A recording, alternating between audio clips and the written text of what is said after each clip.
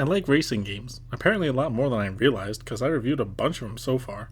This time we got one of my all-time favorites, Burnout Revenge for the PS2. Good God, have I been waiting a long time to play this game. I've reviewed a lot of racing games on this channel so far, but I don't really think you can tell the story of racing games on the PS2 without mentioning the Burnout series. The whole series takes on an arcade racing experience, which I prefer simulation racing games, but at least Burnout realizes that you either have to go full arcade or full simulation, or else you get a mishmashy feeling game like Need for Speed Pro Street. My first impression playing the game is that the developers clearly had a defined aesthetic they were going for, and they hit the nail on the head. The menus and music match the chaotic gameplay perfectly. Let's start with an overview of the main single-player game. You compete in events to earn stars, which contribute to your wanted level, and then you can unlock more events, locations, and especially cars.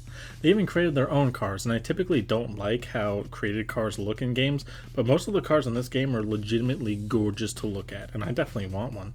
As you unlock cars, you earn different levels of speed. There's usually a slow, a medium, and fast variant, but by the end of the game, you're basically only using the 200 or 205 mile per hour variants.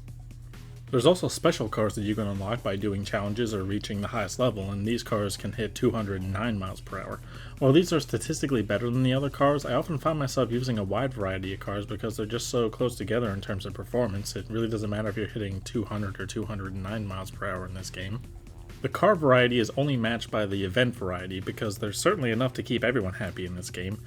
Each rank has several locations that you can enter into these events, and you have your typical races where you race other cars, and you have time trials where you need to complete a lap in a certain time period, which I love the fact that they have time trials in here, because not many other single-player games have time trials in the main single-player mode. There's also Grand Prix where you can race in several races in a row to earn points, and whoever has the most points wins the Grand Prix.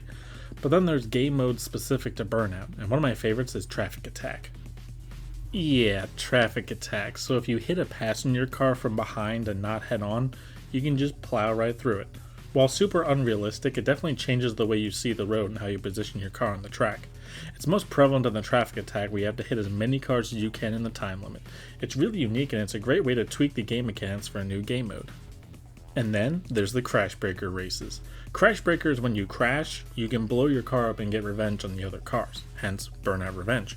While you're supposed to be winning the races, your ulterior motive is to be wrecking other cars and building up boost.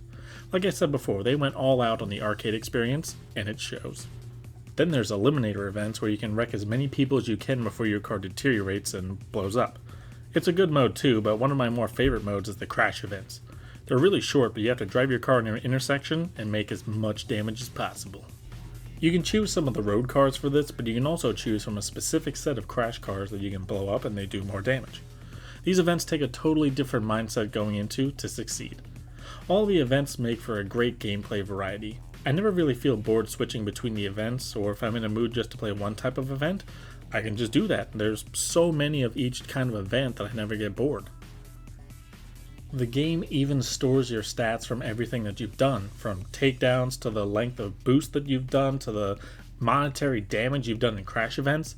It just shows the crazy amount of information and it's just so interesting to look at.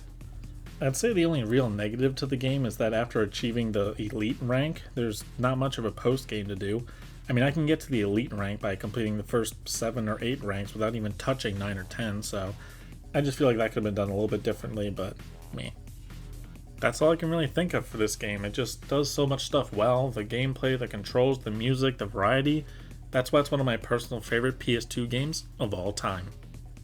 I actually have this as the best PS2 game I've reviewed so far.